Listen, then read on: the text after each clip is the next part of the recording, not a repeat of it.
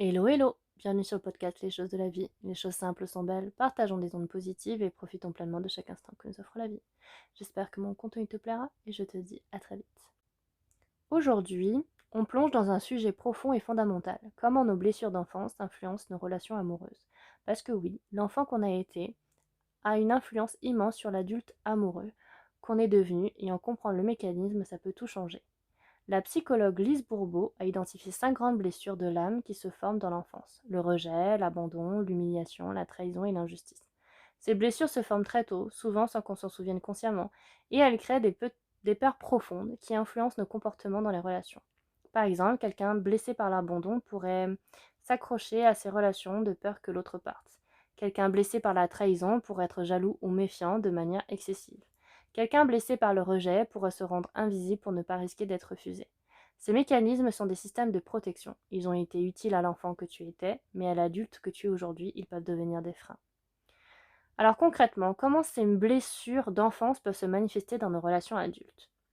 La jalousie excessive, souvent liée à une blessure de trahison ou d'abandon, on surveille, on contrôle, non par manque de confiance en l'autre, mais par peur profonde de perdre.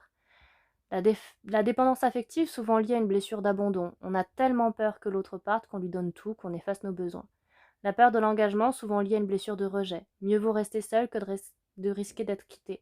Les conflits récurrents sont les mêmes sujets, souvent liés à des besoins non comblés dans l'enfance qui refont surface dans le couple. Et l'attirance pour des personnes qui reproduisent la dynamique de ces figures d'attachement, même si elles étaient douloureuses. La bonne nouvelle, c'est que ces blessures peuvent guérir. Elles ne sont pas des condamnations à vie. Le premier pas, c'est de les identifier, de te demander quelles sont mes peurs profondes en amour, d'où viennent-elles, quand ont-elles commencé. Et le deuxième pas, c'est d'en parler à un thérapeute, à un coach ou même à un ami de confiance. Même des mots sur des blessures, c'est déjà les guérir un peu. Et le troisième, c'est de choisir consciemment de réagir autrement. Pas toujours facile, mais possible. Nos blessures d'enfance nous ont façonnés, mais elles ne nous définissent pas. On peut les comprendre, les apprivoiser et peu à peu s'en libérer. Et les meilleures relations sont souvent celles où deux personnes choisissent de guérir ensemble. Pas l'une à cause de l'autre, mais l'une avec l'autre. Alors merci d'avoir écouté cet épisode. Je te dis à bientôt pour un nouvel épisode. Et en attendant, prends bien soin de toi.